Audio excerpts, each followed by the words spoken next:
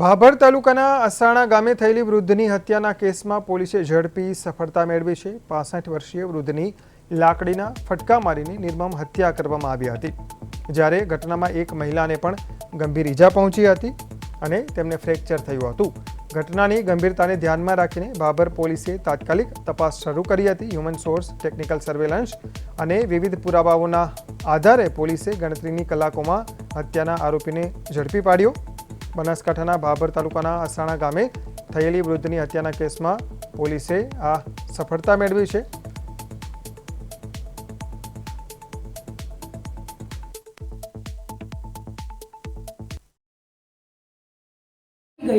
અને મરણ જનાર તખાજી સોનાજી ઠાકોર ત્યાં બેઠેલા હોય અને તેમને ના પાડતા કે અન્ય બે છોકરાઓ આગળ દોડેલા આવેલા હતા અને એમની પાછળ આ પ્રતાપજી બબાજી ઠાકોર આવેલ એટલે એમને ના પાડેલી કે તમે અહીં દોડાદોડી કરશો નહીં।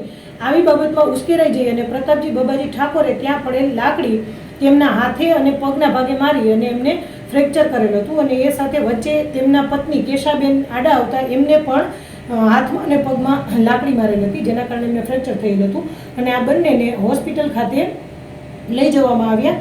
ત્યારબાદ ભાભર સરકારી હોસ્પિટલ ખાતેથી તેમને રિફર કરતા દિયોદર પરિવાર હોસ્પિટલ ખાતે અન્ય સારવાર માટે લઈ જવામાં આવ્યા અને ત્યાંથી પણ જે તખાજી સોનાજી ઠાકોર છે તેમને રિયાબા હોસ્પિટલ ખાતે રિફર કરતા ત્યાં ગયેલ અને ત્યાં હાજર ડૉક્ટરશ્રીએ તેમને મૃત જાહેર કરેલા હતા અને આ રીતે તખાજી સોનાજી ઠાકોર કે જે મરણ ગયેલ છે તેમની હત્યા નિપજાવવામાં